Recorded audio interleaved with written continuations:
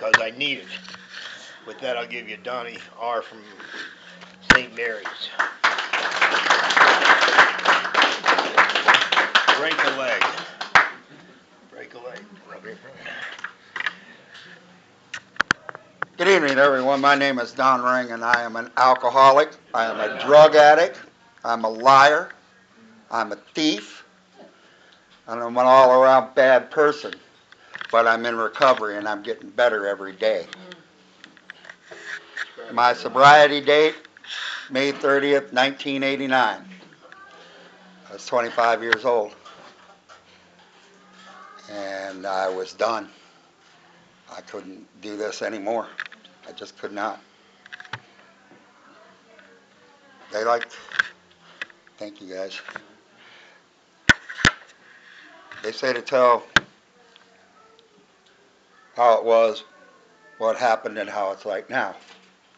Now, the first thing I'm going to do is I want y'all to keep Gary in our prayers, and he has a good recovery.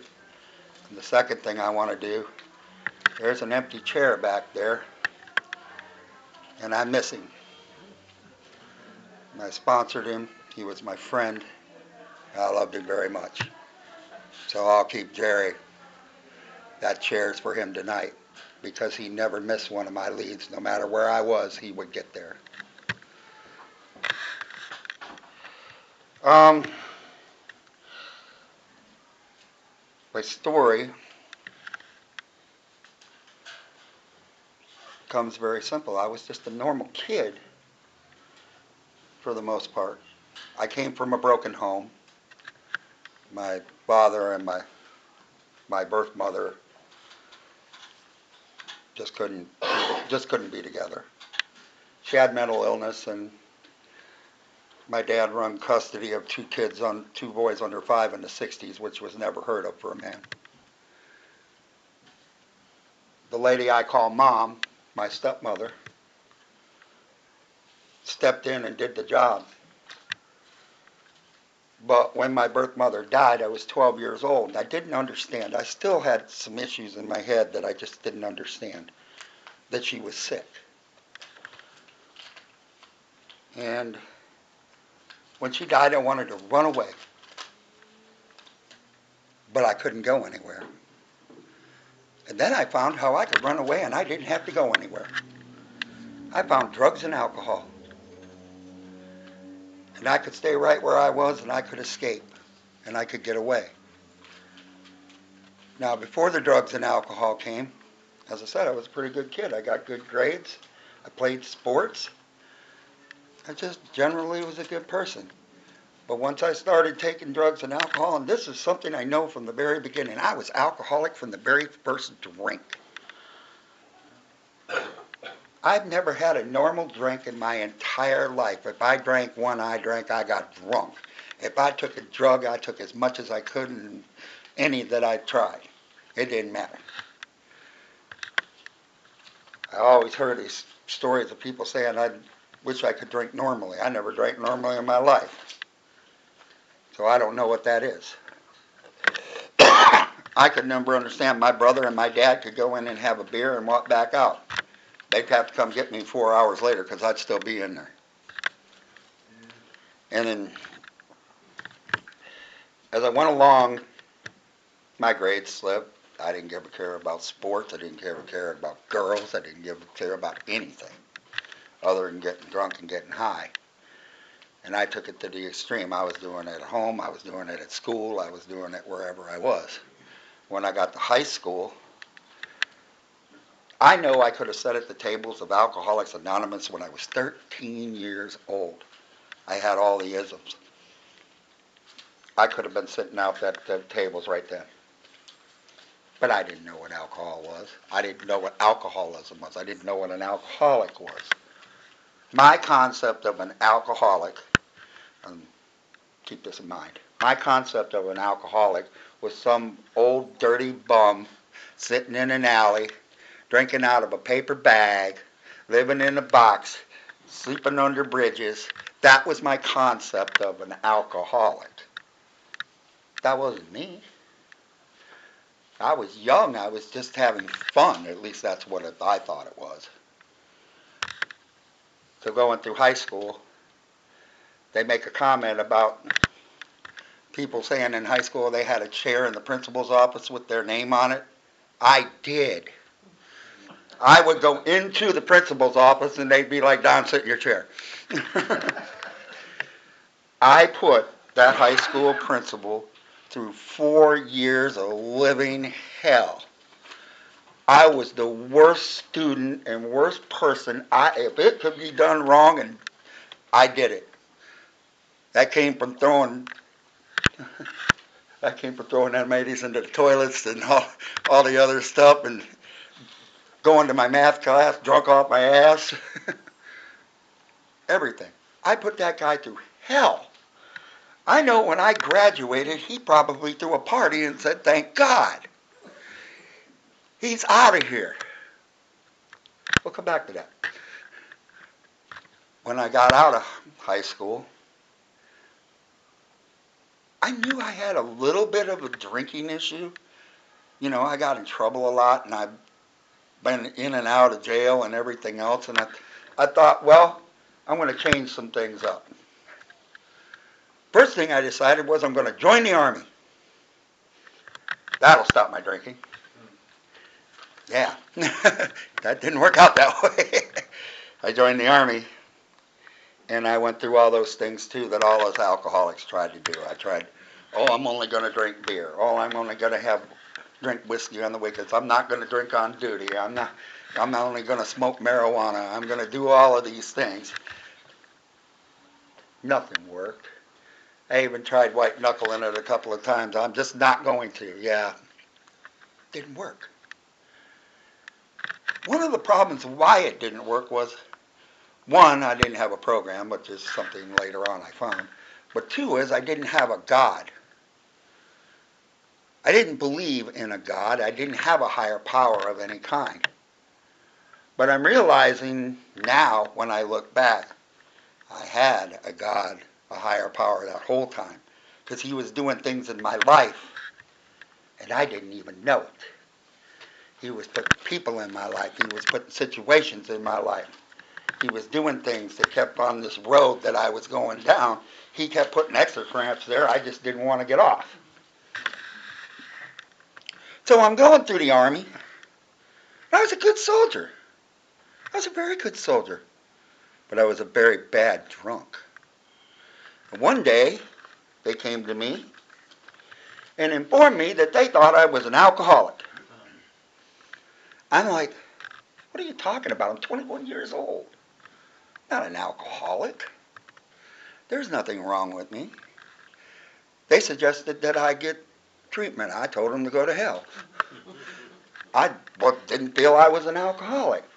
Well, I found out the Army could do something that I didn't know they could do. I didn't know you could get fired. The Army gave me a general to honorable discharge for alcoholism and sent me home. That crushed me because I loved the Army. I loved being in the Army. That was one of the few places I truly felt home. Till I found Alcoholics Anonymous. But then they kicked me out. Well, that set Don loose. I was free to go anywhere, do anything. Let me tell you, I did. I went all over this country. I went all kinds of places. Now, the signs were there that I had a problem. 9 car wrecks. One of them, I drove off a mountain and landed in a tree outside of Wheeling, West Virginia.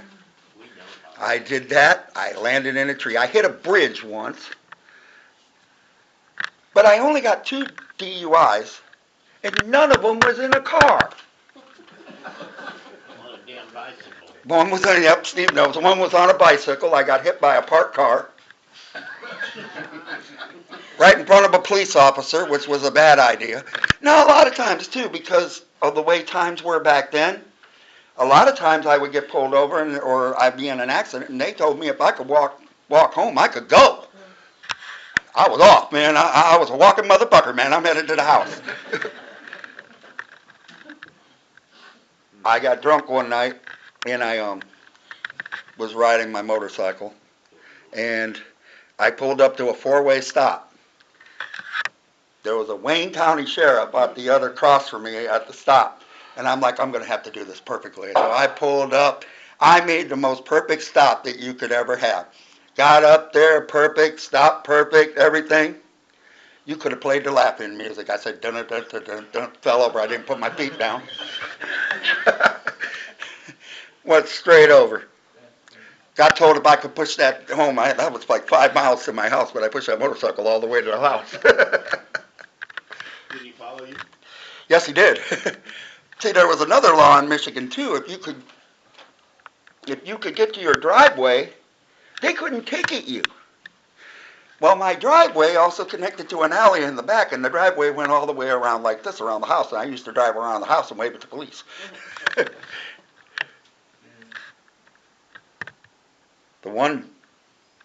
The other DUI, I got on a stolen Detroit police horse.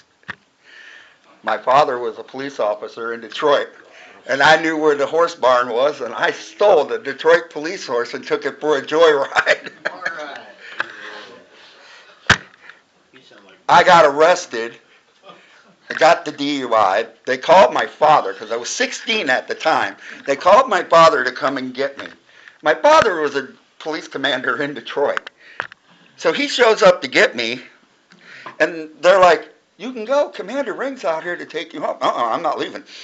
I wouldn't come out of that cell. They're like, but we know Commander Ring. He's a really nice guy. He's being nice to you. He ain't going to be nice to me when I go out this door. You do not understand. I love my father. My father loved me too, and he loved me so much it almost killed me. My parents finally had to get rid of me, tell me I was done. I was not allowed to come home. I was not allowed to be around them anymore. I thought that was a horrible thing to do, but in reality it was the right thing to do because I was a user. I used anybody that would let me. I used anything I could get out of them. Any girlfriend I ever had, I used anything that I could get out of them because they were only useful for what I needed. That was it. I didn't have friends. If you had something I wanted, I was friendly. I could drink wine with the winos and Cavassier with the rich. It didn't matter as long as I got what I wanted. So I started going around the country and all these other places. I was traveling with carnivals and doing all kinds of things. And I wound up in Fort Lauderdale, Florida. That higher power that I didn't believe in has a sense of humor. I ended up in Fort Lauderdale, Florida, and I ended up homeless for 2 years. I lived in a box behind a bar. I slept under bridges when it rained. And I was drinking out of that paper bag. Now, the good thing was I really didn't have any bills, so I had plenty of money for drugs and alcohol. But that was a reality check. And I still didn't think I was an alcoholic. How stupid is that? This is something with this disease, proves to me that we have a mental illness, that we have a disease. Because if you eat a turkey leg and it makes you sick as a dog for 2 days, you're not going to ever eat that turkey leg again. You'll swear off turkey for the rest of your life. I've had my head in many of a toilet saying I wouldn't do this anymore. Be right back there the next day doing the same damn thing. My alcohol and drug addiction was out of control. And it was taking me down roads that I didn't want to go down. But I was headed that way. I was not a good person. I say that at the start of my lead because it's the truth. I was not a good person. You didn't want to know me when I drank and used drugs.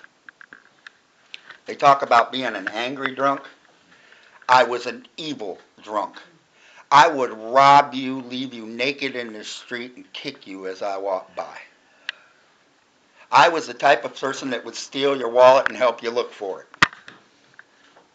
I'd even get search parties. We'll find that wallet. That's the type of person that I was. I have an allergy. I have an allergy. I am allergic to alcohol and drugs. When I do alcohol and drugs, I break out in handcuffs. Not a good idea. I've stated this before. By the time I was 25 years old, I'd spent half my life behind bars. I'd been locked up somewhere or someplace or something. Just about anywhere I ever went. And I always thought going other places was going to change things. Problem was, I took me with me. And when me went with me, sooner or later it was going to turn to crap. And it always did. So I decided I was going to go home. I was going to go back to Detroit. Back to the streets, back to my home. And my addiction was so bad at that time that I was taking whiskey and heroin and mixing it up and shooting it in my neck. I was so bad. I know this now. I had died. I just hadn't gotten in the coffin yet. I weighed 90 pounds. I was sick. I was yellow. I was bleeding from everything.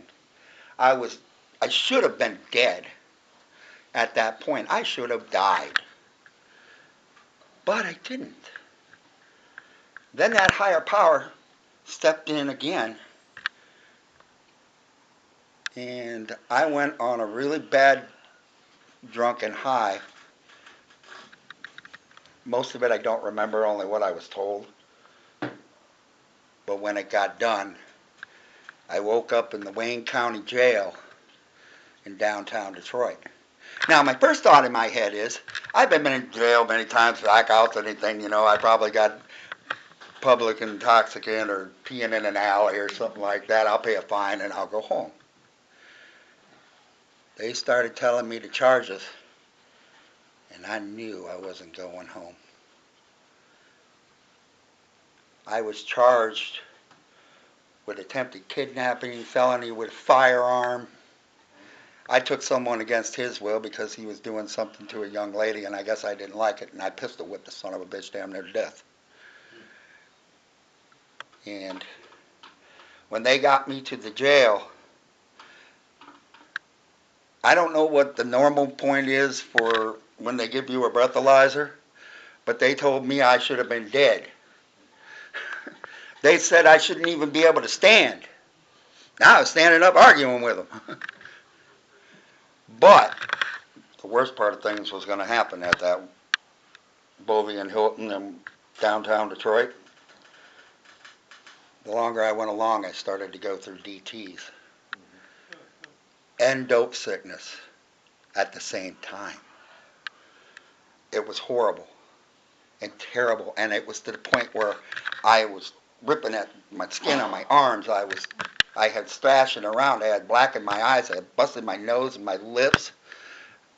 They finally took me to the med ward and strapped me to a bed for my protection. My protection. So I'm in this bed, and the only thought I had in my head, give me a drink and this will go away. Just give me a drink and it'll go away. But I began to dry out. Not sober, but dry.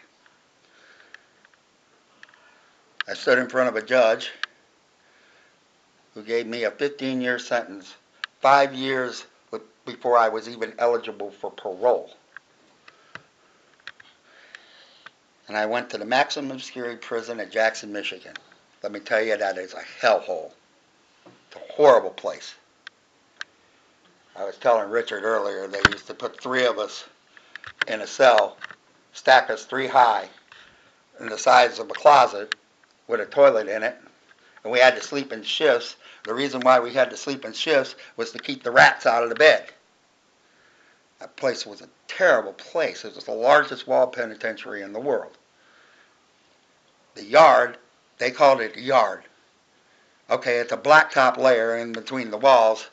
There ain't no grass, and there's gun turrets on each side of the walls. Just a horrible place. Terrible. You spent 23 hours a day in a cell. You got to shower once a week. One day, and we got to go out to get chow. And believe me, that's the fastest chow you ever. I thought I ate fast in the Army. You got to get and go. And then you're hoping that someone don't get shanked in the line. Because then we're going to slow you down. And we had a lot of Muslims in there, so I used to love them days when they were serving ham and pork chops. So I'd be a little upset someone gets shanked in the line. I'm like, come on, hurry up. One day, a black guy came up to me. He looked me right in the face and he said, I know what your problem is. Well, that was amazing. How does he know what my problem is? I don't know you. I don't even know what my problem is. He said, my name is Danny. I can say his name. My name is Danny Ford. And you come to the AA meeting and you listen what I have to say. If you don't like it, you can leave. You don't have to come back.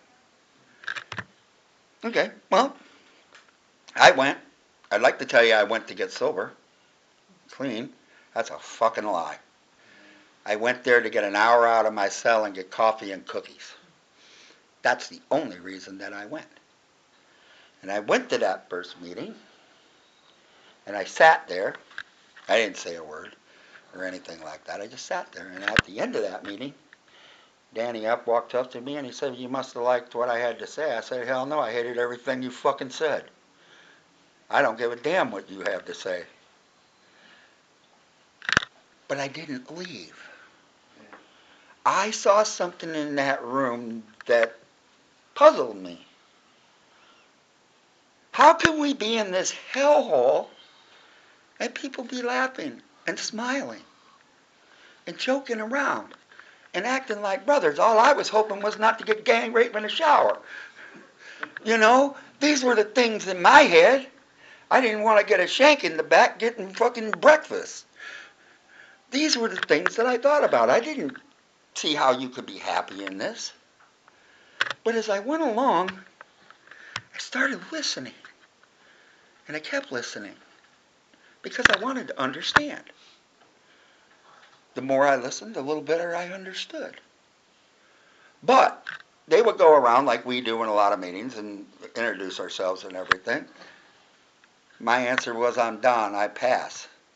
I'm pretty sure after a couple of months they thought my name was Don Pass.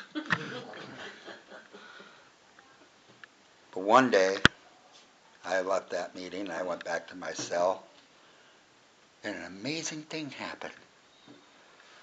That higher power that I didn't believe in, I dropped to my knees in tears and just said, I don't want this no more. I don't want to live this way no more. No more. I knew where I was headed. For alcoholics and drug addicts, and most of us, you got three things that can happen. You can either get sobered up, locked up, or covered up. And I knew where I was headed. In my next case, I would have probably been locked up for the next of my life if I survived and didn't die first, because I knew I was headed that way. I didn't believe that I was going to live past 26, let alone be 62 years old today. I didn't believe that. So after that, I started working the program, started doing the things I was supposed to do. I didn't have an actual sponsor, but I had a whole lot of helpers that were helping me through inside the walls and finding my way. And when I came up for parole the first time, I got it. I was a model prisoner. I was a good person. I did the things. I showed that I went to the program. I did all these things. I got out on parole. Now, here's the thing. When you get out, they put you on a bus to wherever you were going, which I didn't have any place to go. So they basically sent me to Detroit on a Greyhound bus. And I got off in Detroit on that bus. And I had two choices. I can go right to the liquor store and the crack house, or I can go left to the church where the AA meeting was. How many people think it was an easy choice and I went this way? No, I wanted to go that way. I wanted to go to that crack house. I wanted to go to that liquor store. That's where I wanted to go. But I didn't. I went to that church. I opened up those doors. I walked in, and my higher power had another laugh. I walked in that door, and there was that principal that I put through 4 years of living hell. He walked up to me, put his arms around me, and said, I prayed you find these rooms. He became my first sponsor. He's gone now. His name was Leo Clark. Leo Clark had over 50 years of sobriety when he passed away. And he was a hardline AA. We're a little softer nowadays, but back in that day, sit down, shut up, don't speak, listen to what's got to say, and I'll tell you when you can talk. I want you to meet everybody at the door now. I was going to meetings with 300 people. In Detroit, we have big meetings up there. He had me be at that door, shaking hands with every one of them that came in and every one that left. I used to have to start 10 minutes early before the meeting ended on my goodbye tour. I had to clean ashtrays. I had to set up chairs, set up tables, do all of these things. This is what I was told to do. I was told if I did these things and followed all these things, my life would get better. I had to put my life in order again. And it's kind of like what the military does. They break you down and then they build you up. Well, you're broke down already. You're already down to the lowest that you can go. They talk about hitting that bottom. Well, hell, they didn't tell me my bottom had a basement. I got down there, and I had to figure my way back up out of this. So I did what Leo told me to do. I went through, I did all these things. The first 3 steps were easy. I can't, he can, I'm going to let him. I got to that point. Still wasn't sure of a God, but I started to believe in a hell, and I figured there was a better place, so I had to start believing in the other guy. So this is what I started to do. He had me do all the steps up through step 5, doing the step 4, doing all of the things, listing all of the things and everything else. Came to amends. The first person, he said, now, you got this amends that you have to make. I stopped him right there. I said, Leo, the first amends I have to make is to you for all that I did. He said, that's fine. Now you're going to get your ass out there and get rid of the rest of them. And I did. And my life got better at that point. So after a little bit, I decided there wasn't a lot for me in Michigan anymore. And I had a brother that lived here in St. Mary's, Ohio. So I decided I'm going to move down here. I got here. I didn't know nobody. Not a single person. And Leo told me when you get here, find the first AA meeting you can and get numbers. Get up numbers of other alcoholics. So I got down here and I went to the first meeting, which is in St. Mary's at the Thomas Howard Group. We could smoke in them meetings in them days. So I knew I was in the right place when I opened the door and the smoke rolled out. And there was a big pot of coffee sitting there. I'm like, yep, I'm in the right place. So I asked for numbers that night. I'm getting these telephone numbers and everything. This guy walks up to me. I didn't know him. He walks right up to me and says, will you be my sponsor? I'm like, I don't know anybody down here. But I'm like, I was told in the program when you're asked if you can do, you do. And I said, yes, I'll sponsor you. We're still together today, over 30 years, right, Steve? 32. 32. It's worked out. We found an amazing thing together. It's been a long, long trip together, but we've done it. And it's gotten better every day. It gets better every day. But I went along doing some things in the program, but I got lazy. I started not really being involved. I may have sat in the chair, but I wasn't really doing the program. I went through a long period of time where I got to the point where I felt I really didn't need this anymore. I wasn't drinking. I don't need Alcoholics Anonymous anymore. And the one thing that kicked it off was I was at a Salina meeting, and I was sitting there, and after the meeting got over, this little old lady jumped up, got in my face, and started screaming at me. If you don't pull your head out of your fucking ass, you're gonna die. You're gonna die. I'm like, why is this lady yelling at me? You know, she's yelling at me, and I thought, man, I'm done. I'm not gonna do this no more. I don't need this. So, even though I did keep in contact with Steve, I spent 4 years that I didn't go to meetings. I just didn't do it. I was still not drinking, but I realized there's a difference between sobriety and dry. And the worst thing in the world is being dry. I can tell you what, when you're a dry alcoholic, and you don't have a program and you're not drinking either, that is a miserable, miserable, miserable life. And I got to the point that one night, I knew I was going to go drink again. I knew I was.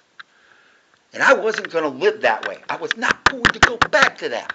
Because I knew where it was going to take me. Because as my friend says here, my disease was sitting outside the door doing push-ups. It was ready. And I wasn't going to have that happen. So I sat in my living room. I took a 12-gauge shotgun. I stuck it up under my chin. And I was going to blow my head off. I was not going to live that way. And the only thing that stopped me was I knew that that lady and that little boy in that other room were going to find me. So I didn't do it. That next day, I went to New Bremen on a Wednesday night. There was a men's meeting back then. I walked in the doors. I found Gary T. Camp. I walked up to him and I said, will you be my sponsor? Gary looked at me and said, I'll be your temporary sponsor until I can find the right one for you. Well, he's still my temporary sponsor today. And he still is. He keeps telling me he hasn't found the right sponsor for me yet. I'd have done anything that man asked that day. Anything. If he'd have told me to take a bucket, stand on the freaking roof of that building, and catch rainwater, I would have been up there. I'm hoping it's going to rain. He told me something that I had heard 1,000 times, that he had said it 1,000 times, and other people had said it 1,000 times. But it's the first time I truly heard it. You don't have to live this way no more. Then he told me about a second surrender. And it told me about his. And we sat, and I listened. And I knew I needed to do that. I needed to get on my knees and tell God, take this away from me. Please. Take it away from me again. And this time, I'm not going to turn my back. I'm going to do all the things. And Gary told me, you can sit at the tables of Alcoholics Anonymous, but unless you get involved, you're not a member of Alcoholics Anonymous. You have to become a part of the tables of Alcoholics Anonymous. I've said this at other meetings before, and I mean this. You can sit in a chicken coop, it don't make you a chicken. So if you want to be a sober member of Alcoholics Anonymous, you have to spend time with other alcoholics. Meeting makers make it, but you have to be involved in the meetings. Do the readings. Shake hands. Come here early. Have fellowship with other alcoholics. Get a sponsor. And don't just get a sponsor just because you say you have a sponsor. Use them. Get phone numbers. Call people. I had a wonderful conversation with a lady today who called me up to thank me about my anniversary because she remembered and everything, and we had a wonderful talk today. I loved it. Now, that I was working the program of Alcoholics Anonymous and doing the things, and I started sponsoring more people and doing other things and getting involved. I had to give a lead here in Coldwater, middle of winter, and it was a horrible, horrible storm. And when I drove these terrible roads to get here, when I got here, there were 5 of us. And I gave my lead, and one of the people that was there was that little old lady that yelled at me. I can say her name, and many of you know her. Her name was Jan Lehman. And Jan Lehman said the sweetest thing to me that night that anyone has ever said. She came up to me after I finished that lead, and the meeting was over. She leaned in. Now, you have to take into consideration, Jan had an oxygen tank, and Jan talked like this. And Jan would be the person with her oxygen tank on full, smoking a cigarette. But she leaned into me, and this is what she said. It's about time you pulled your head out of your fucking ass. She would. I loved that lady. I thought she hated me, and I really found out that she became a very special person after that to me. I loved her to death. And before Jan passed away, she gave me this. It's nicotine stained. It's got fingerprints in it, everything else. It's old and worn. It's a 3rd edition. I bring it to every lead. When she got really sick and really scared, Steve and I went and seen her many times. And I miss her so much today. She was a wonderful person. She cared, and she wanted me to be sober. And that's what she wanted more than anything, was for me to stay sober and really find the program of Alcoholics Anonymous and start doing 12-step work. Start becoming. I stay sober for me, but I come here for you. Because I want you to have what I've got. And I don't get to keep it unless I give it away. If I don't give it away, it's not mine anymore. And I do everything for anyone here. If anybody needs a ride, if anybody needs to talk to. Greg said he shuts his phone off after 10. You can call me at 3 in the morning. I'm probably awake up at work someplace. I'll be happy to talk to you. Now, that old man back there, that one in the middle. Although, I love all 3 of them, and I do. But that one in the middle right there, we might pick on each other and everything else, but there is a great respect for each other. Because we have found that love that I talk about, which is in the rooms of Alcoholics Anonymous. And I tell people, when you're new, we'll love you until you can love yourself. I hated myself when I got here. I didn't care about myself, but people around these tables did. They showed me a love that I never got anyplace else, and this is the one place that I know where I belong. My name's Don Ring, and I'm an alcoholic. Thank you.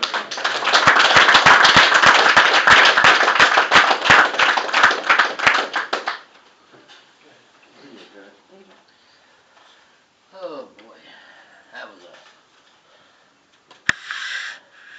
was a great lead, Don. I've heard you before, and we got here, my friend. Yeah, you haven't held it yet, so I ought to have that. Oh, and here's a certificate of appreciation for you coming down to talk. Thank you, my friend. Okay. Well, been through a lot. You and I have been through a lot. Funny thing about it, you said that lady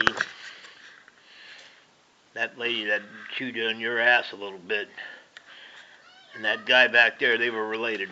Yes, they were. They were brother and sister-in-law, and sister-in-law, and they both worked the program to the best they knew how, and they accomplished what they had. I don't know how much time Jan had in the program, but I know Jerry had about 37 I years. had over 40 years in the program. Did you really? She never told me. But that's okay. I don't have anything else to say, but good lead, and heard you before. Got a few minutes. Floor's open to anybody who wants to comment. I'm an alcoholic. Al? Don, I really appreciate your lead. Love seeing you at meetings. I mean, you and I kid each other. I walked in St. Mary's. It's gonna be an interesting meeting tonight, I said. And just, we kid back and forth a lot, but we're there to help each other, and you have a lot of sayings that I use sometimes, and I will continue to use, because they're great sayings, great little quotes that you have. I just appreciate you, brother. Bob steals a lot of them. I borrow them. Mike got all of it. Don Austin, we've been friends for a while. We've been getting along so well, we've been going to meetings lately together. The best thing is the meeting there and the meeting back home. But there's one saying that you always say, you always say in here, keep coming back. This man says, just stay. I steal it all the time. Because I don't want to just stay, then I'm sorry. This is my life I'm messing with here. And I better stay. Otherwise I'm going to screw it up. And that higher power, which I call God, straightens it out. But when I think I can take control of this, people, as I said, I screw it up. And, thanks, Don. Thank you, my friend. Good job. Thanks, Mike. Thanks, Mike. First alcoholic. Good lead, Don, I knew it would be. Thanks for the ride. We've been planning this for like 2 months now, I think. Yeah. I've been looking forward to it. I can relate to the military and all that stuff, but the one thing I wanted to talk about is the dry drunk you're talking about. We were talking about it at noon today too. I did that for about 2 years before I hit my bottom and stopped digging, and I hit my bottom. And it's just, I was doing some controlled drinking a little bit, just a little bit about my thing, but every time I drank, I wanted more. And I could not wait until the next time I got one. When's that next Dodger game on TV? When's my next birthday? You know, whatever it was. And an obsession kicked in right away, every time. And then finally, when I got drunk, inevitably again, I didn't draw a sober breath for 10 days. And then I knew that I needed, there was no other way out except for Alcoholics Anonymous, and I had been exposed to it years and years and years before. And so I called my sponsor, he picked me up and took me to a meeting, because that's what we do here. And we went to the meeting after the meeting, and we hung out for a couple weeks. Then I got invited to live in my house again, which was really nice. I'm sleeping on my couch. And I told this story in Bremen this afternoon too, but I went to 2 meetings a week for almost 9 months, and then I moved to Ohio. It was about 4 or 5 weeks after I was here where I knew I needed to get back to AA. And I got phone numbers like Donnie talked about, and I dove in at first, and it's the best thing that ever happened to me. And that was 6 years ago. And Gary is also my temporary sponsor as well. I'll pass. He's a temporary sponsor to a few of them. I'm Tom, alcoholic. Tom. I'm glad you were here. I saw you today at the noon meeting, and just glad to see you and Suki. That's all. Thanks, man. Thanks. Thanks, Tom. Ryan, I'm an alcoholic. Ryan. Don, thank you for your lead. There's a lot of good information in there, and yeah, I'm glad I made the trip. No, you mentioned this date to me probably 2 months ago, and I'm not gonna lie, I forgot all about it, so it was a nice surprise. So, thank you. Bob, alcoholic. Bob. Thank you for your lead, man. Thank you. I was, getting ready to leave the house and head this way, and Michelle wasn't feeling well, and she goes, "Oh yeah, Don's giving a bleeding tonight, right?" I go, "Yeah, I hadn't heard you yet." And I said, "I can't wait to hear how fucked up this guy was." And I literally said that to her, and she kind of looked at me, and I go, "You serious, man?" Because I've heard pieces of here, you know what I mean? And, Until you get home and tell her. you know, right, yeah, I was gonna go home like, yeah, you know, how was it? It was pretty fucked up. No, I'm just kidding. But I think it's though, like, that's, you know, we always hear people talk a lot, and I myself, we always, you know, my God has a sense of humor and this and that, and the fact that you walk in there, your principal is an alcoholic right there, you know, there to help, you know, welcome you with open arms. It's like, yeah, he may have expelled you and kicked you out of school if you hadn't been an alcoholic, watching you, and seeing that, damn, pray for this guy, you know, but no, truly, I appreciate your story, and I think, you know, however hard it was for you to move to the Buckeye State, thank you, my friend. I'm fine, you've seen some of my shirts, haven't you? That's all I got.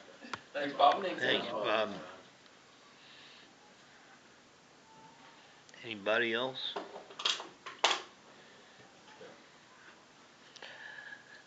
Well, my friend, that was a great, like I said, a great lead. I'm still trying to figure out how the hell you ended up on top of a damn tree with your frickin' car in West Virginia. I When the don't. cop asked me where my car was, it was still running in the tree.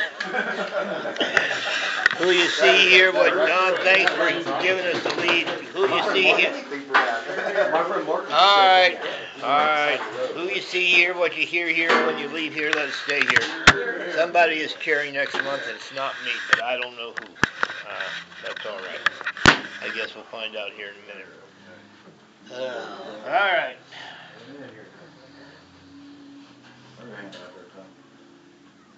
Donnie, take us out. All right, who slept with your mother last night? Our Father, who art in heaven, hallowed be thy name. Thy kingdom come, thy will be done, on earth as it is in heaven. Give us this day our daily bread, and forgive us our trespasses, as we forgive those who trespass against us. And lead us not into temptation, but deliver us from evil.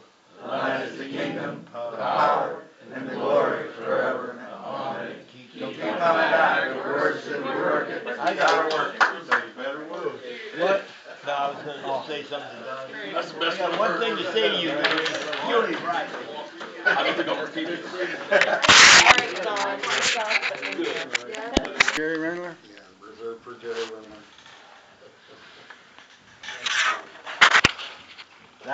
That's a chair, he usually sits in the back, doesn't he? Yeah. He sat up to the side usually. Yeah, but I put it up front here, and I can put it in the back.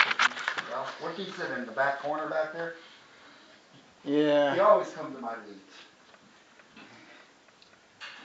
yeah, put him back there with you, man. Kershaw pitched the other night. He looked pretty good. 5 innings. He gave He looked all right. Got screwed out of the win because they lost. What? He was in line for the win, and they gave up the lead in like the 8th inning. Sit down and get my dinner in before you I'll tell you who's got his power back is that Ray Acuna from Oh yeah. first pitch back, first bat at bat, first pitch, boom, 470 feet into the upper deck. I think it was Atlanta. Just one of those things, I never liked baseball. Like everything else, I love hockey, soccer, basketball. Just never was a baseball fan. And I had a great uncle that was on Murderer's Row for the New York Yankees, Lou Batterson. Think they gave me enough napkins? Jesus Christ, so what kind of sloppy eater do you think I am? Gotta put my cheese on the tin.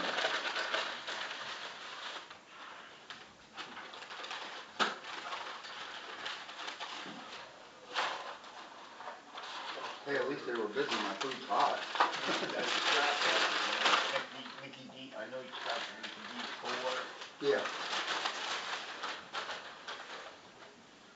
stealing my fries. I took one. Oh, Don't yeah, you put- know that. I don't give a shit. Yeah, I'm telling You you. might wanna put the AA sign out to the front door. Cause I don't know if they can come in that back door or not. They can't come in that. Okay, yeah. They got I put our little AA sign out there.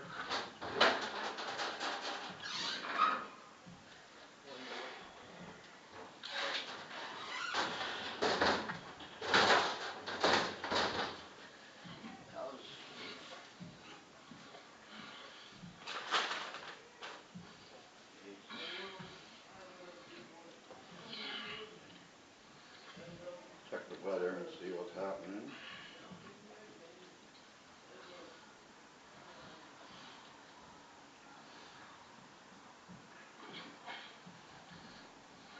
That was a good meeting this afternoon, wasn't it? It was good. Yeah. A good reading. I had to have my wife at the doctor or I would've went.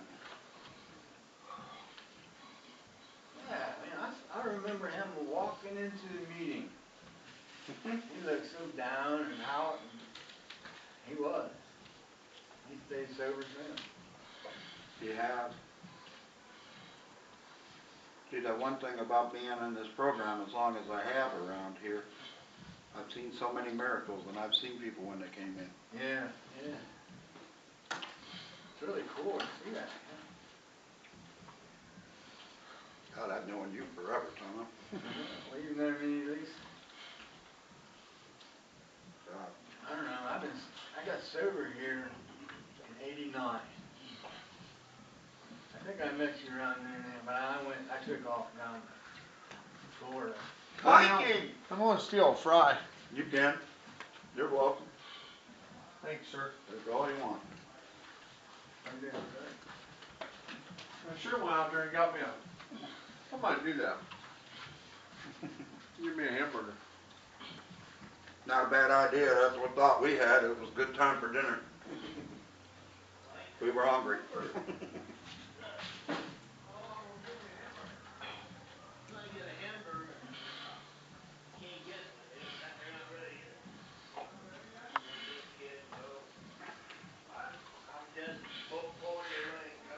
You sponsor Steve? I do. All right. 30-some years now. How many? 30-some years. You been sponsoring him for 30-some years? Yes, I was. So you started sponsoring him when you got here. Sounds like it. When I first got here, literally the first meeting I got to when I got down here, I didn't know anybody. So I went to the first meeting I could find, which was the Thomas Howard group in St. Mary's. Yeah. And like they teach us, get phone numbers. So my sponsor, when I left Detroit, told me get phone numbers when you get there. So I asked everybody for phone numbers. So I'm getting phone numbers from people. This guy walks up to me, and I didn't know this guy at all. Never met him or anything. Walked up to me and says, "Will you be my sponsor?" Oh, wow. How about that? And we've been together for, that is a true story. We've been together for over 30 years. What, me and you? Yeah. Yep. Yeah. Didn't know Steve, didn't know him. Well, I've known you for 30 years, and that's, Yeah. yeah, and then maybe 35 years.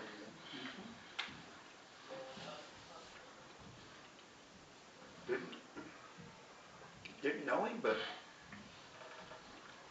Came the best. he's become, he started out as a sponsoree, then he became a friend, and now he's a very special friend. I've known him a very long time. I got something to ask you. What would you do if you were supposedly off on vacation and the plant went down and their equipment went kaboomy? Would they be calling you? They have. Huh? They have. And tell them no. I'm. Depends on what it was. If I had to go, I would, but. Like, what would be something that you had to, like a line breaks down or something? Say our fucking central computer system went down, which happened to me once. That is a bitch, once the whole plant shuts down. Oh, And every system shuts down, and then you've gotta restart every system, you have to put all this stuff back in. You gotta call Repeat, which is our IT people, and I was on the phone with Repeat for 12 and a half hours, getting all the systems back up. and what would you do if you weren't there around when that happened? Tough shit. Do it just. Well, I have another guy that I just got done training, who's my counterpart,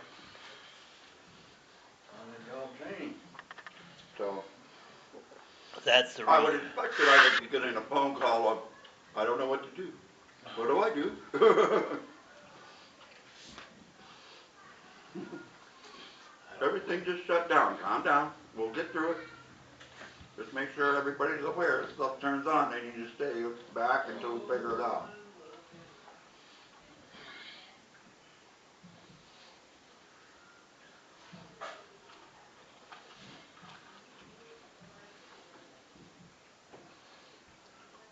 Guy asked me, well, I asked the guy how he was doing. He came in through the door.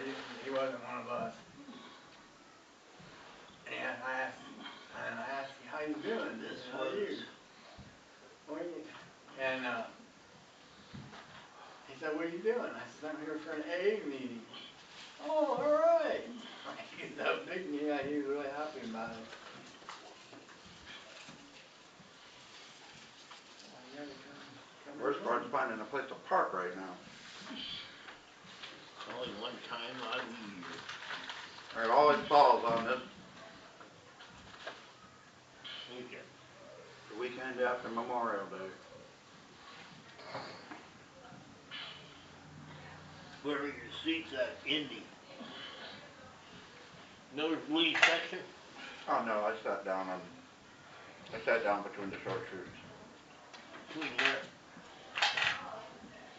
In the short chute between 1 and 2, I have tickets there in the disabled section for Angel's wheelchair. Good. You have permission to drive and park in disabled spot? Where at? As far as that, the race, it's right in front of the museum. It's all disabled parking right there for the disabled, Oh, you're the disabled section is completely for disabilities only. Right, and you have to prove it, have to You get can that have- proof? You have 1 wheelchair spot and you're allowed up to 2 people Huh. to go with you. So I have, Tom, you want these fries? No. Steve, you hungry? hungry? How many? A little bit. Go ahead, Because bro. I can eat a few. Yeah. I don't mind. Pass them down to him. No way, I'll take them. Oh, you want Tom? Go ahead. I don't mind. He's joking with you, Steve. Take the fries. Thank you. Yeah. Ooh, you're Just just more doing here your than I thing. thought. Guess what I ain't doing tonight? I ain't eating after the meeting. I wouldn't have made it till after this meeting to go to eat. I'm hungry. I just got out of bed before I went to go get him. I just got off the couch before I went and sat out, so I was waiting for you. They're Taking saying a nap, that watching Star Wars. you I saw, got up at like 5:40 and I'm like, I gotta go. you I got up saw, about 5. you saw the news where the church is. Oh yeah, we saw the fire. It's gone. There was talk. Haven't heard why yet though. Something about roofing. Yeah, 'cause the fire was all above, it wasn't down below. But I mean, it got burned, but the fire started on up top. My neighbor he works over at one of the stone quarries. A couple of the people were saying that they were soldering metal, like on the roof or they were doing some soldering some copper or something. I heard that too. Whoever was ever soldering did a pretty shitty job. I don't know. The whole Probably got some numbers started. church was 135 years old. Well, it ain't now. No, they're talking about rebuilding it now.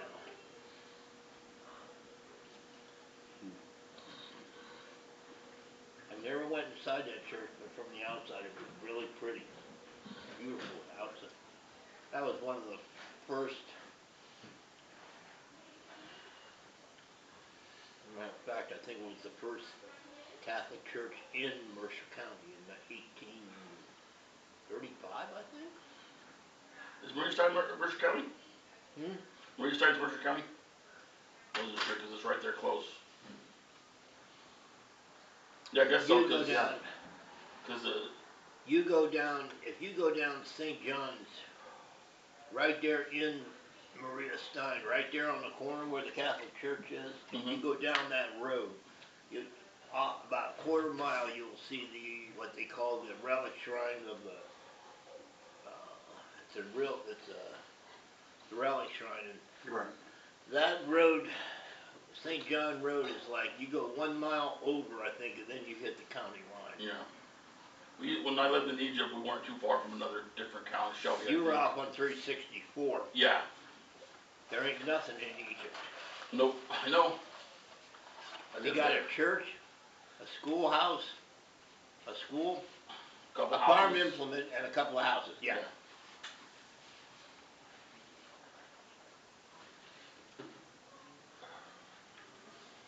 There ain't much. Buford. Yeah, you good.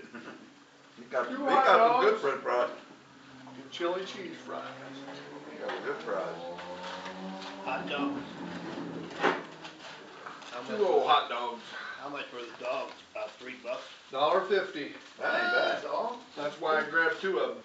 Yeah, that's a good idea. Wow, that's cheap. That's what I thought. Like Dave. You can get 2 hot dogs instead of a burger, and it was cheaper. What was a burger, $4? I can't say that. I just got my whole meal for $1.70. So. How did you do that? The app. Brad, Hey, Right.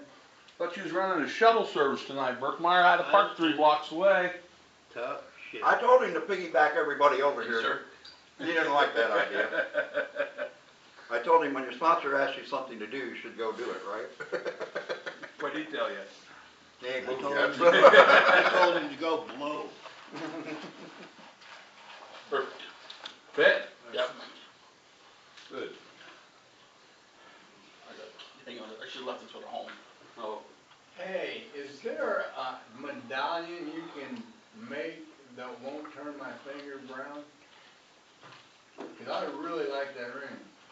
Put some nail polish on the inside because you've got so much acid. What did I do? It's Oh, a that's rap the going, back. it's a chemical reaction in your body. Yeah, I've heard that, yeah. But I can put, yeah, I hadn't heard that. Nail polish on it? Yeah, you can try some clear nail polish. That's what I did. I really like the ring. Thanks for the fries, Richard. No problem. Jorge. Jorge. My how's brother. it set up back there? Huh? We got you all set up, We brother. got you all set up back there. And a token, My brother? and there's Right. a token out, laying out for you to give too. Yeah, that's a little more than that. How are you? Still No, higher. actually, it's 35, not 36. It's 36. 36, yeah. Yeah, you gotta pull out 36. If you got 35, it's the wrong one. I've got 36 pulled out. XXXVI.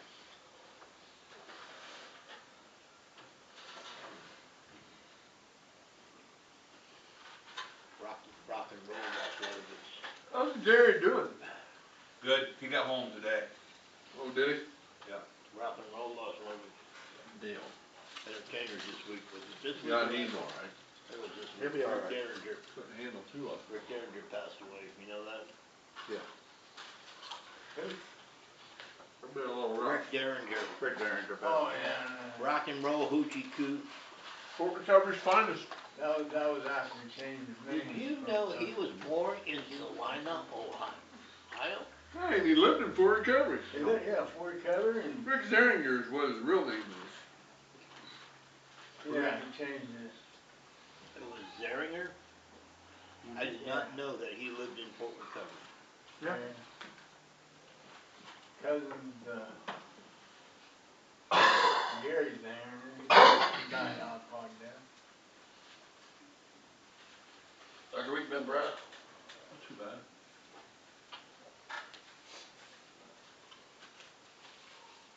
I don't expect a big crowd tonight, you know, down. I really don't expect a big crowd. Never know. Never know, you never know. People gotta find a place to park. Yeah.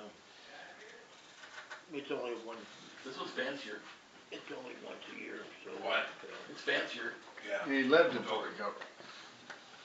Rick Derringer did.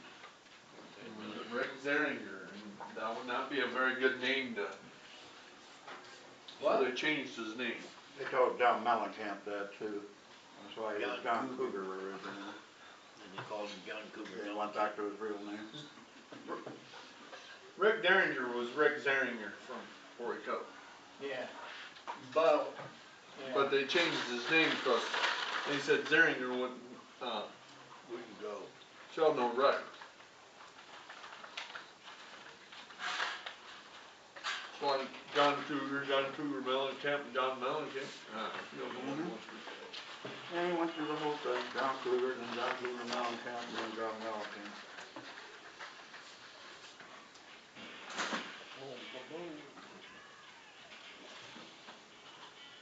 There it is, rock and roll hoochie coo.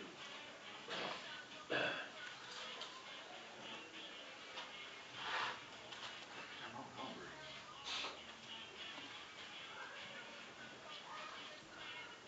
Why are you so hungry? Just got out of bed. We got up at like 5:40 and ran over, got Richard and came here. But Donnie, there's two things you don't mess with. Don't mess with his money and don't mess with his food, right? Pretty much. Yeah, it has something to do with Edgar Winter. Edgar Winter? Yep. Mm-hmm. Edgar He did? played with Edgar Yeah. Winter. Played Edgar Winter? Played with, yeah. Anybody know how Mitch is doing? No, but Yeah. Have you heard from him? so that ain't good. No, that's not good. What happened? Mitch. Haven't heard from him. Nobody's heard from him. Which Mitch? Have heard from Ryan, but I haven't heard from him. Ryan. Mitch isn't sober, is he? I don't know. Is that one Yeah, of, where did we run into, I ran into Ryan somewhere. I think he might have been here a couple is months that one ago. of, And he said he Jason's didn't see son? me either. yeah,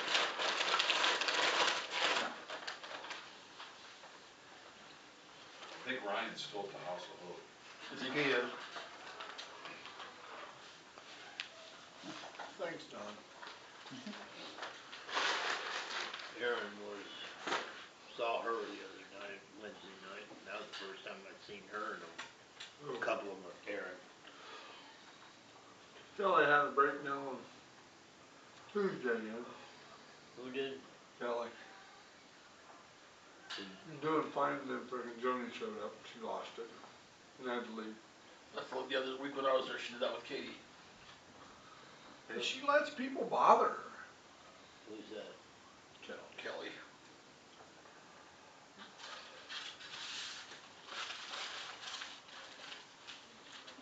How many times did I tell her? She's gonna get banned from all the meetings. You can, I've heard several people say, I've seen several people actually tell her, get out.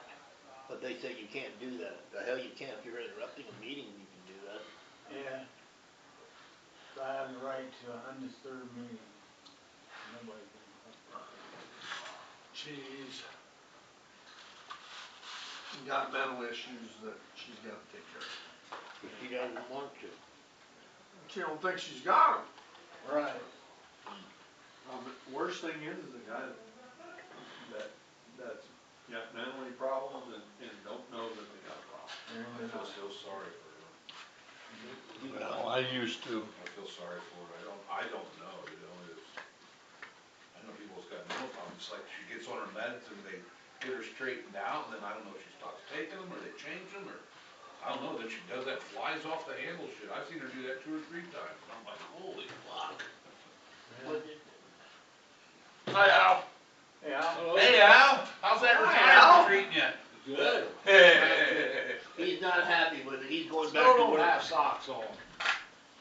Haven't had socks on since you retired? I took my work shoes off, took the socks off, and I have not had socks on Oh, since. bullshit. Yeah, that's what they do, get a pair of sandals or flip flops. He's going back to work in a month. Yeah, it's not summer here, you don't have to put your shoes on. He won't go back to work. He's not there anyhow. Where at? Huh? Where'd you retire Recovery from? Industries. For Recovery Industries. I texted the guy I worked with the other day, I think it was yesterday. Right when he'd be about getting ready to leave, I told him work's canceled, it's too nice out. He texted me back, I wish.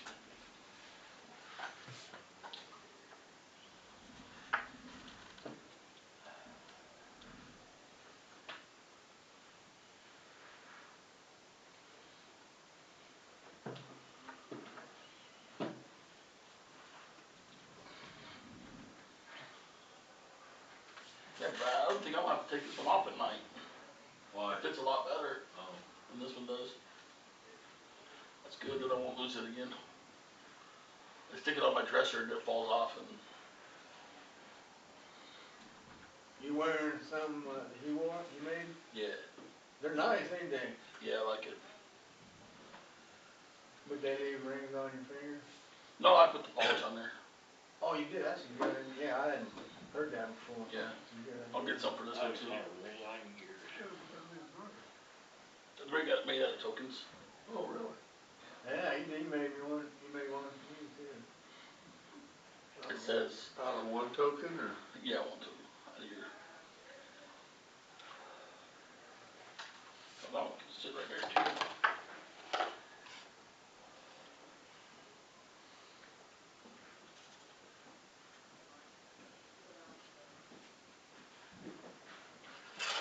Follow the old man. Look right there. Yep.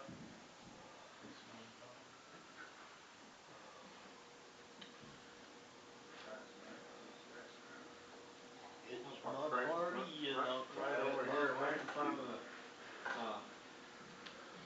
Yeah. Chinese restaurant. Jim? Steve, Mike. Hi, Jim. Jim, Hey, you're how's right. it going, guys? Hey, how are you, man? Good, you? Good How's to it see you. going? Didn't I just see you last night? Good I job. think I did. Hi, Mike, how are you? Good, man. Richard, what's happening, man? Not a lot. How you doing? Good to see you out and about. Yeah. Brad? Only place I ever come is meetings. He was raring and ready to go when I got to the driveway, Yes, I sitting was. outside, ready to go. Andrew? Andrew? Ryan? Andrew? How are you? Bring up the rear there. You feeling okay? You feeling okay? What? You're like What, 12 tiny? minutes early. Time. I picked up the guys from the house over. Alright, Oh, did you? Hi, Andrew. How are you? Oh, Ryan. not too I bad. got a protest, man. I gotta sit in the meeting with a booth sitting beside me. Oh, wasn't that well when I graduated? Hey, buddy. How we doing? Good, how are you? 140 pounds soaking wet. Hey, Andrew. Buddy.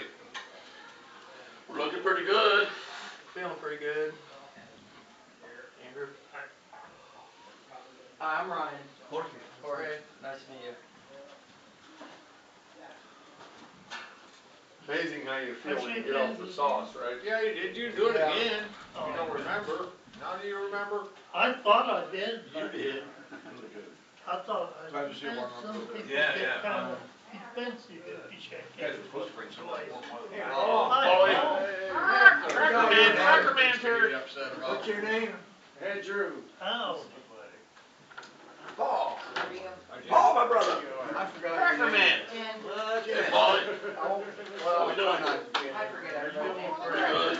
See ya. You keep coming My around. name's Tom. Yeah, CJ. luckily everybody says their name when they talk, so that's. Brad. It's terrible out there, isn't it?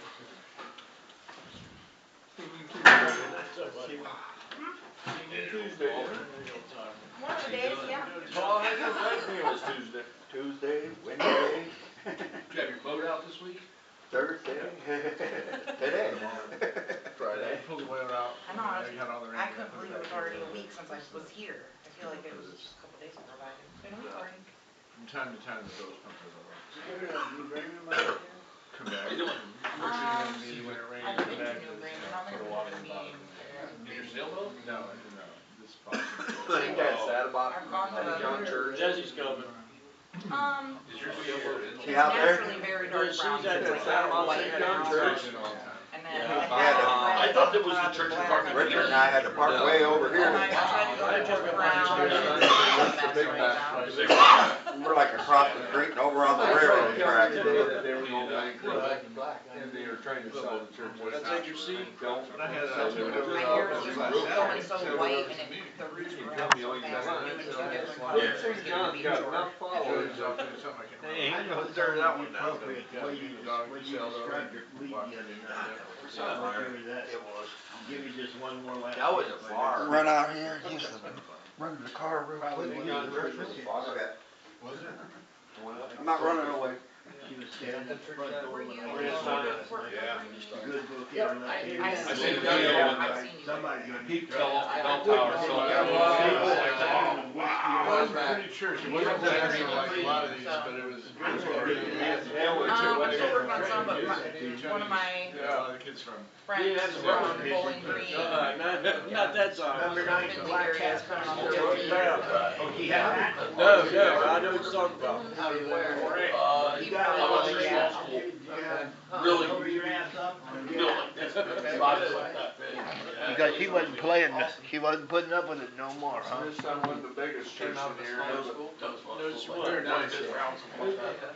Somebody posted a bunch of pictures of the inside. Minster wasn't the biggest, I think. Yeah, what did they do? Minster's pretty darn On big. defense? What's that? Got that, Church, quarterback out of church Texas. wise, seating wise, I think Minster seats more than. Coldwater. And Dave Barrett, Coldwater's I think big. his name. Okay. Yeah, Coldwater's isn't bad. Did you know that In the first round. none of the area fire departments They got got another a, receiver.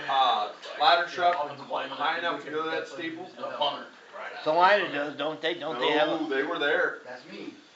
and then you Who? go. They had 4 ladder trucks, at least. Aerials, right? 4, well, ladders. I call them aerials, yeah. Yeah. The Well, I video know- I seen, they were shooting water at it. Now, if I'm not Well, mistaken, you got Chickasaw, you had Bremen there with their ladder. You had Minster, I think, there with their ladder, and I think Coldwater was there with their ladder. They might have you're talking about aerials now, right? aerials, ladder trucks. Now, chains, same thing. Salina has an aerial. Well, I heard that every one in, Yeah, I think they have at like least 8 Mercer different- County was there. 8 different fire companies were there, I think. 10, 10? Wow. at least 10, not more. Oh, no. You had- you had- said 20. You had Chickasaw, Osgood, Minster, Bremen, St. Mary's, Township, How's them Dodgers doing?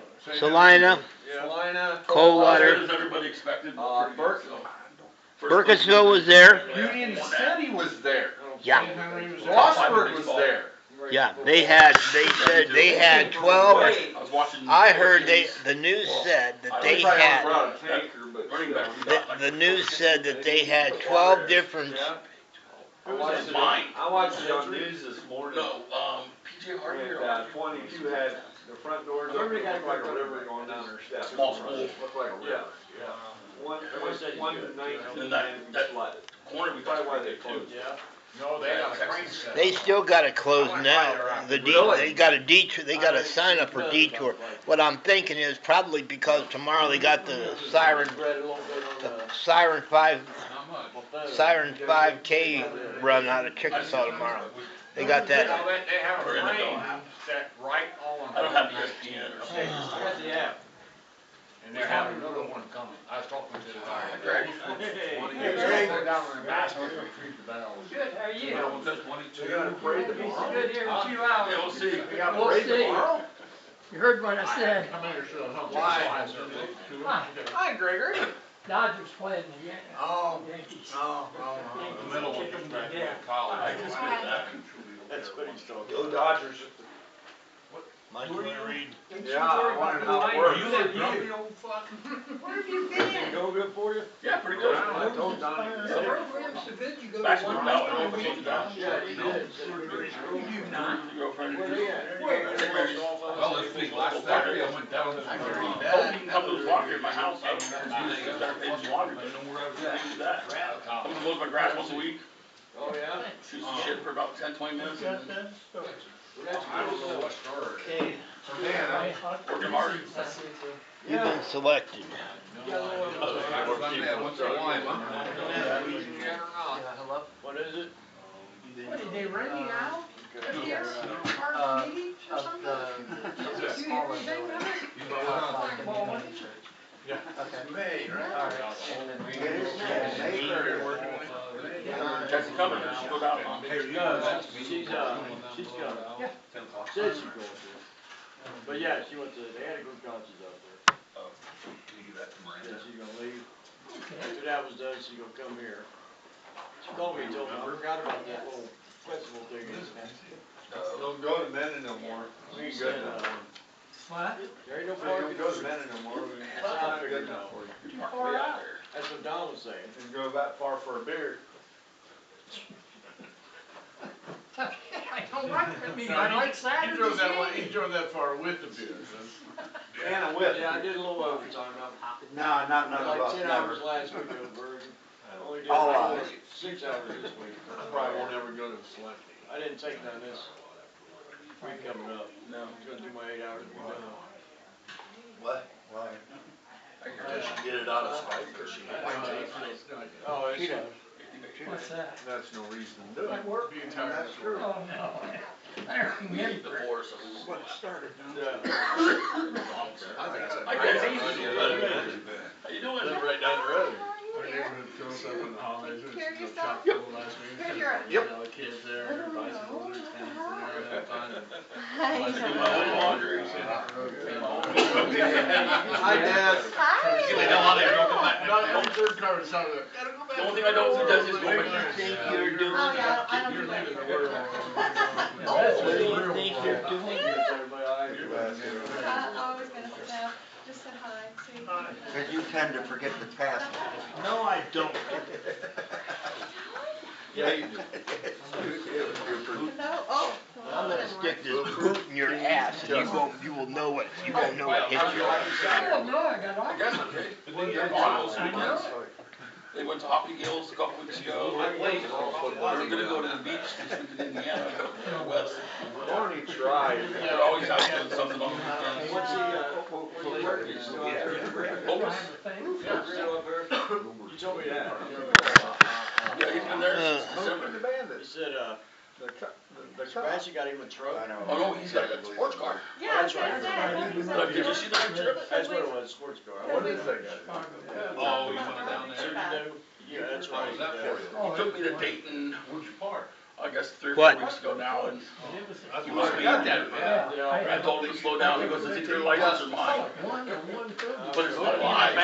James Turn about James Best, miles an hour. the guy that played Buford T. Justice. James Best. I don't go very far with him anymore in the car. Jack Wilson played. Short distance, Taco Bell. Oh, you're right. He played. James Best played Roscoe P. Coltrane in The Dukes of Hazzard. He was also Jim Lindsay in. I don't care for Lobo. Oh, I Went know. left the show at Yeah. Dukes of Hazzard. Mm-hmm. The other dude was not. Are you working or in school or? Dukes of Hazzard, then came in Fantasy Island, then came in I can hear the. Dallas, I They, think. and then they came just, in- they would not pay me to go to school, I don't understand. What was the last one? Apparently student is not a paying I job. can't think. It was another one. She acts like she would. Look at that.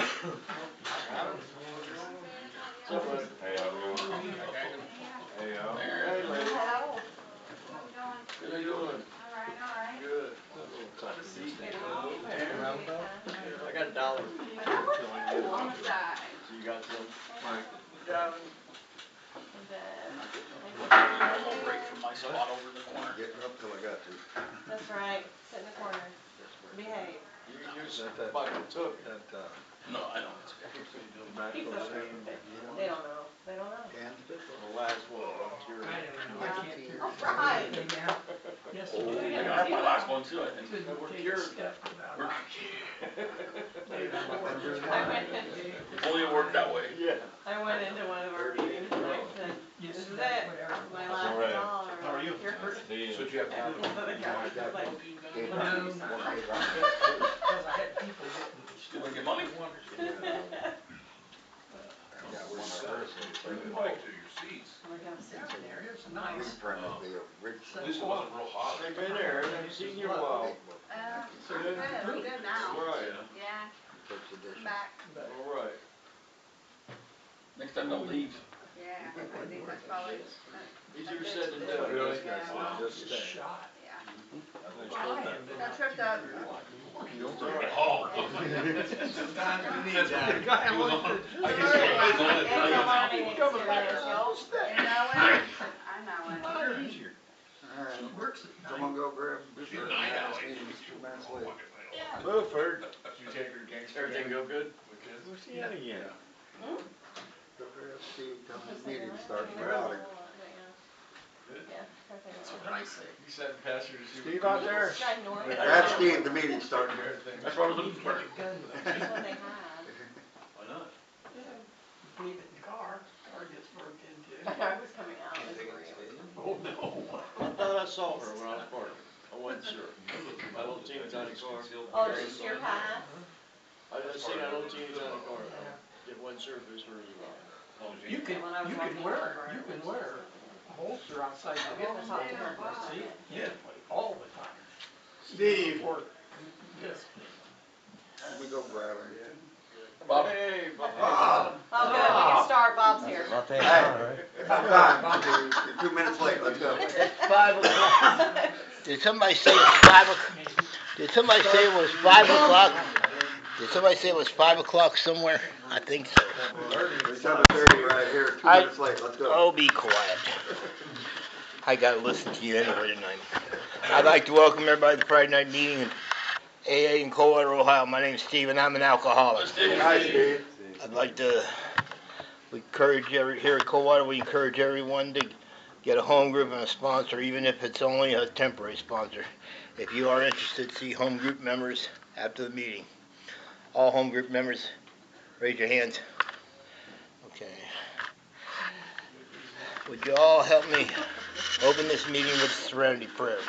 God, grant me the serenity to accept the things I cannot change, courage to change the things I can, and the wisdom to know it. I've asked Richard to read the preamble of AA. I'm Rich Alcoholic. Richard. A preamble. Alcoholics Anonymous is a fellowship of people who share their experience, strength, and hope with each other that they may solve their common problem of others to drug from alcoholism. The only requirement for membership is a desire to stop drinking. There are no dues or fees for AA membership. We are self-supporting for our own contributions. AA is not allied with any sect, denomination, politics, organization, or institution. It's not wish to engage in any controversy, neither endorses nor opposes any causes.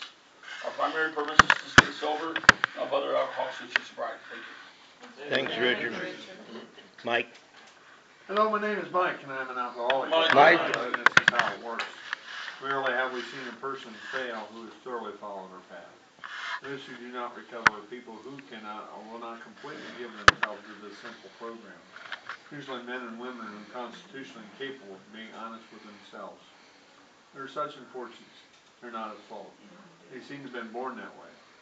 They are naturally incapable of grasping and developing a manner of living which demands rigorous honesty. Their chances are less than average. There are those, too, who suffer from grave emotional and mental disorders, but many of them do recover if they have the capacity to be honest. Our stories disclose, in a general way, what we used to be like, what happened, and what we are like now. We decided you want what we have and are willing to go to any length to get it, and are ready to take certain steps. And some of these we balked. We thought we could find an easier, softer way. No, we could not. With all the earnestness at our command, we beg of you to be fearless and thorough from the very start. Some of us tried to hold on to our old ideas, and the result is nil until we let go absolutely. Remember that we deal with alcohol. Cunning, baffling, powerful. God help, it is too much for us. There is one who has all power. That one is God. May you find him now. That measures avail us nothing. We stood at the turning point. We ask his protection and care with complete abandonment. Here are the steps we took, which are suggested the program of recovery. 1, we admitted we were powerless over alcohol, that our life had become a management. 2, came to believe that a power greater than ourselves could restore us to sanity. 3, made a decision to turn our will and lives over to the care of God, as we understood Him. 4, made a searching and fearless moral inventory of ourselves. 5, admitted to God, to ourselves, and to another human being the exact nature of our wrongs. 6, we're entirely ready to have God remove all these defects of character. 7, humbly asked Him to remove our shortcomings. 8, made a list of all persons we had harmed and became willing to make amends to them all. 9, made direct amends to such people wherever possible, except when to do so would injure them or others. 10, continued to take personal inventory, and when we were wrong, promptly amended it. 11, sought through prayer and meditation to improve our conscious contact with God as we understood Him, praying only for the knowledge of His will for us and the power to carry that out. 12, having had a spiritual awakening as a result of these steps, we tried to carry this message to alcoholics into practice these principles in all our affairs. Many of us exclaimed one and all, I can't go through with it. Do not be discouraged. No one among us has been able to maintain anything like perfect adherence to these principles. We are not and we are willing to grow along spiritual lines. So we have set down and guided progress. We've got spiritual progress rather than spiritual perfection. Our description of the alcoholic, chapter 3 constant.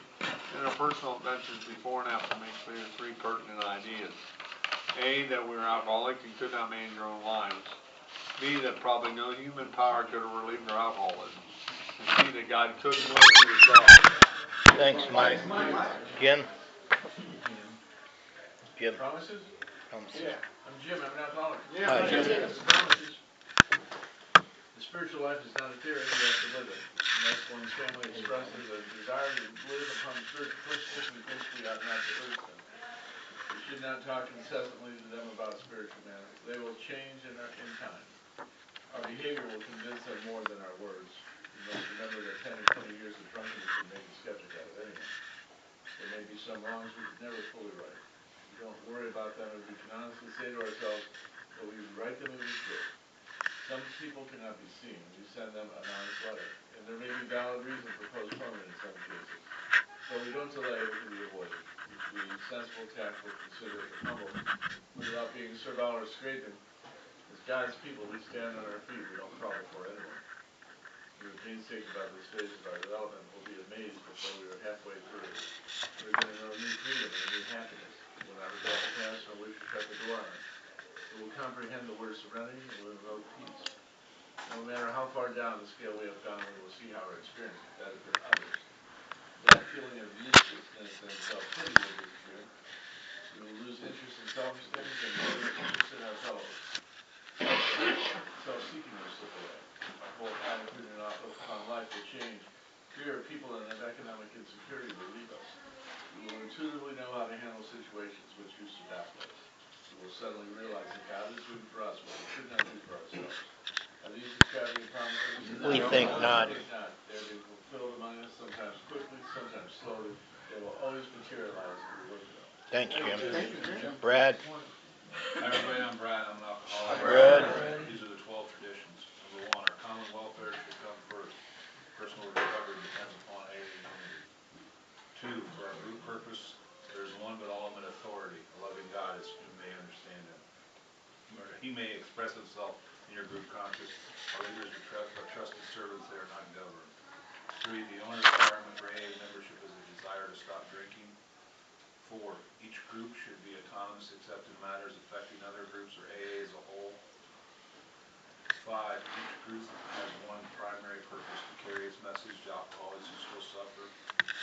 6, an AA group ought never endorse, finance, or lend a name to any AA facility or outside enterprise, lest problem of money, property, or prestige divert us from our primary purpose. 7, every AA group ought to be fully self-supporting, declining outside contributions. 8, Alcoholics Anonymous should remain forever non-professional, but our service centers may employ special workers. 9, AA as such ought never be organized, but we may create service boards or committees directly responsible to those who they serve. 10, Alcoholics Anonymous has no opinion on outside issues, hence the AA name ought never be drawn into public controversy. 11, our public relations policy is based on attractions rather than promotions. We need to always maintain personal anonymity at the level of press, radio, and films. 12, anonymity is the spiritual foundation of all our traditions, ever in reminding us to place principles before personalities. Tom? I'm Tom, I'm an alcoholic, and I guess I'm gonna read what he gave me, the day of reflection. Our primary purpose is May 30th, reflection for the day. The more AA sticks to its primary purpose, the greater will be its helpful influence everywhere. AA comes of age, page 109. It is with gratitude that I reflect on the early days of our fellowship and those wise and loving four-steppers who proclaimed that we should not be diverted from our primary purpose, that of carrying the message to alcoholics who still suffer. I desire to impart respect to those who labor in the field of alcoholism, being ever mindful that AA endorses no causes other than its own. I must remember that AA has no monopoly on miracle making, and I remain humbly grateful to a loving God who made AA possible. Thanks, Tom. Thanks, Tom. Paul? Hi, buddy, I'm Paul. I'm an alcoholic. 24 hours, May 30th, AA thoughts for today. I am part of AA, one among many, but I am one. I need the AA principles for development of the very life within me. AA may be human in its organization, but it is divine in its purpose. Purpose is to point me toward God and better life, and a better life. Practicing in the privilege of the movement, I shall share in the responsibilities, taking it upon myself to carry my fair share of the load, not grudgingly, but joyfully. To the extent that I fail in my responsibilities, AA fails. To the extent that I succeed, AA succeeds. Do I accept this in my AA credo? Meditation for today. Praise the Lord. What does praising God mean? It means being grateful for all wonderful things in the universe and for all the blessings in your life. So praise God by being grateful and humble. Praise of this kind has more power to vanquish evil than the mere resignation. A truly grateful and humble person who is always praising God is not tempted to do wrong. You will have a feeling of security because you know that fundamentally all is well. So look up to God and praise Him. Prayer for today. I pray that I may be grateful for all blessings. I pray that I may be humble because I know that I do not deserve them. Thanks, Paul. Here at Coldwater, we have the token system that helps celebrate various lengths of sobriety, and I've asked Jorge to do that. You're up. Jorge, alcoholic. Here at Coldwater, we hand out tokens for different lengths of sobriety. We start these tokens like they suggested, and we work a program 24 hours at a time. Is there anyone they starting out, coming back, they need a 24-hour token? 1, 3 months, 4, 7 months, 8 to 11 months, a year, 18 months. Is any year there or after? Tom's an alcoholic. Don. 36 years. All right.